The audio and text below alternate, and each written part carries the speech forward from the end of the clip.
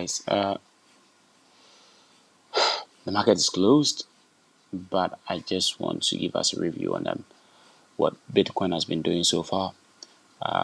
We've seen Bitcoin start to rally, right, on the weekly for the past few weeks since the middle of somewhere middle 2020. We've seen Bitcoin break this structure, this resistance structure right here, and so far we've seen it rally and it's not come back. And so as a trader, what we should be asking ourselves is, can we put ourselves in position where we can take where we can react to the movements in the market? We all know what's happening right here. And on the weekly, we can see that the bears took some 2 weeks. The bears took some the bears were in action for the people actually took off part of their positions, right? So we could see that there was a more drastic move right up here, and then a less more drastic move here, and a less more drastic move here. The question we ask ourselves is, so are we going to expect see Bitcoin maybe take a turn, or is the trend going to change for Bitcoin? We don't know yet, but maybe you might expect to see something like this, right? Consolidate for maybe a few weeks at the 55,000, 50,000 levels before it breaks, right? And then people start liquidating up their positions, and then we might see something very good come out of it. But so far, yeah, that's what we have. So on the daily, actually on the weekly, there's not much to talk about, but on the daily levels, we've seen from the RSI indicator that it put in a support level right here, right? And then the buyers, even though they'll sell it, the bears side to push it down further here, right? With a very small and weak retracement, the buyers were quick to push it up back further, and we could see one also here, right? So these are very shallow retracements, right? Very quick and very shallow retracements, and this certainly means that even though the trend might look to end maybe in the future, we don't know. All we just know is that we just want to be able to take advantage of these moves in the market, so we can also profit from it, right? Okay, so let's get to it. Now, in the meantime, whilst you're there, let's go to the 4-hour chart so we can see, and let's see if we can maybe get anything from trading these patterns. Get any trading pattern. Yep.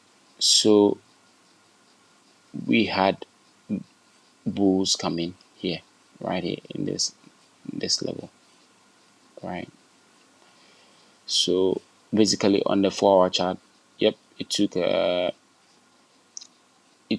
more deeper retracement than we saw on the 4-hour time frame, but then it couldn't really retest the levels that I thought it would, and then we saw that the bears decided to push it down here, and yet we're not able to. So what we finally figured out was that the market made another retest where the bears, yep, the market made another retest here, right here, and then the bears, yep, they came to retest, right?